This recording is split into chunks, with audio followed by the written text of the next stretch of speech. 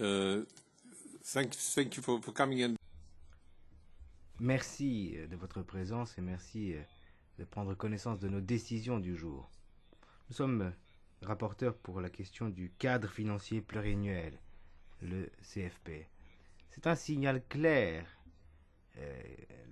Le Parlement n'attend pas la fin de la... Enfin, nous ne voulons pas attendre la procédure formelle et la position formelle, mais nous voulons précéder cela pour présenter à la Commission et au Conseil notre résolution, plutôt ce rapport d'initiative. Nous savons que le président du Conseil européen a posé des questions fondamentales concernant l'avenir du CFP. Et nous sommes prêts à donner des réponses à ces questions. Parce qu'il y a 3 questions, comme vous le savez. 3 questions sont soumises pour la réunion de demain. Tout d'abord, quelles sont les priorités? Et nous, dans notre document, nous soulignons la nécessité d'établir de nouvelles priorités comme la défense, la sécurité, les questions migratoires, tout en insistant également sur l'innovation et la recherche, les programmes Erasmus.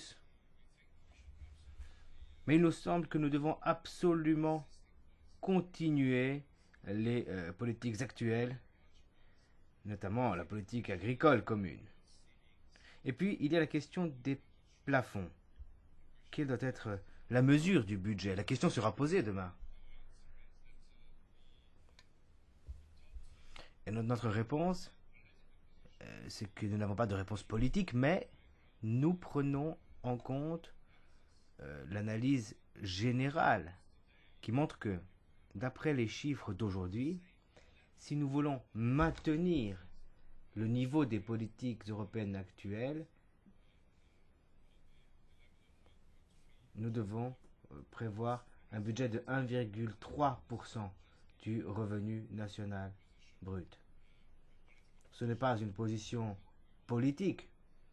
Il ne s'agit pas de dire ici que nous en voulons plus.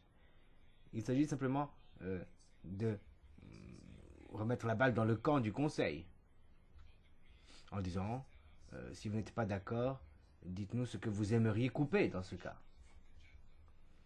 Ensuite, il y a la question des priorités. Dans notre document qui a été adopté aujourd'hui par la Commission des budgets, nous disons que le calendrier, c'est de finaliser les choses avant la fin de ce mandat. Avant les élections européennes, nous devons être prêts le 1er janvier 2021. Voilà, c'est une approche très pragmatique qui est la nôtre, qui montre que si nous voulons montrer aux citoyens que nous sommes efficaces, nous devons être prêts avant le prochain mandat, avant la prochaine législature. Voilà notre position en tant que Parlement européen. Nous pensons, nous espérons que les chefs d'État et de gouvernement demain prendront en compte la position de notre commission des budgets. Puis, encore une phrase, la position de notre commission budgétaire n'est pas seulement la position d'une commission du Parlement. Notre rapport a été créé avec le soutien de toutes les commissions parlementaires et a fait l'objet de débats dans tous les groupes politiques. Donc formellement, ce sera adopté par la commission des budgets et par la plénière. Mais dans les faits, c'est un rapport qui a été préparé par la plupart des instances du Parlement européen. Merci. Merci beaucoup. Je crois que, comme le président de la commission des budgets l'a dit, le message porté par la commission des budgets ce matin est clair et fort. Le Parlement européen est uni sur un projet budgétaire pour une Europe ambitieuse, mais aussi dans un cadre de responsabilité. L'élévation des plafonds à 1,3 par rapport au 1% du GNI qui était en cours à présent n'est pas simplement un chiffre suspendu, ce n'est qu'une addition à la fois des politique historique est maintenue de la cohésion, par exemple, et de la politique agricole. C'est aussi booster et un peu augmenter les politiques phares de l'Union qui en ont besoin, comme la recherche, comme Erasmus, comme la lutte contre le chômage des jeunes, et puis les nouvelles priorités qui sont apparues ou qui apparaissent et qui ont été reprises par le Conseil, qui ne sont pas le seul fait du Parlement, comme la question du phénomène migratoire, comme la question de la défense ou la question des frontières.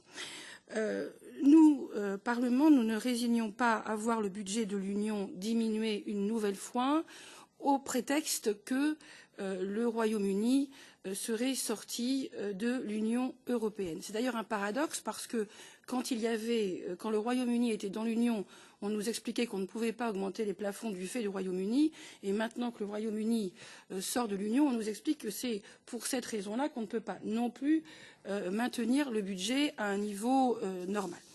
Donc, avant-dernier point, nous avons voté ce cadre financier pluriannuel, cette proposition, ce rapport d'initiative sur le cadre financier pluriannuel en lien avec les ressources propres. J'insiste parce que, à la fin de la procédure, le Conseil aura besoin du consentement du Parlement, ce qui est une condition sine qua non pour que ce futur cadre financier soit approuvé et soit mis en œuvre. Et par contre, le Parlement n'a pas de compétences particulières sur les ressources propres. C'est pourquoi nous avons lié avec nos collègues rapporteurs sur les ressources propres intimement, si je puis dire, le rapport sur les ressources propres et le rapport sur le cadre financier pluriannuel.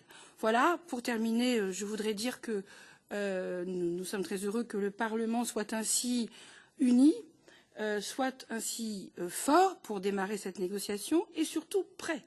Nous avons la fierté de dire que nous sommes la première institution finalement qui est prête à négocier sur le cadre financier pluriannuel et bien évidemment nous n'envisageons pas une minute de ne pas pouvoir démarrer très rapidement les discussions avec le Conseil. C'est un peu un appel au Conseil que nous lançons aujourd'hui.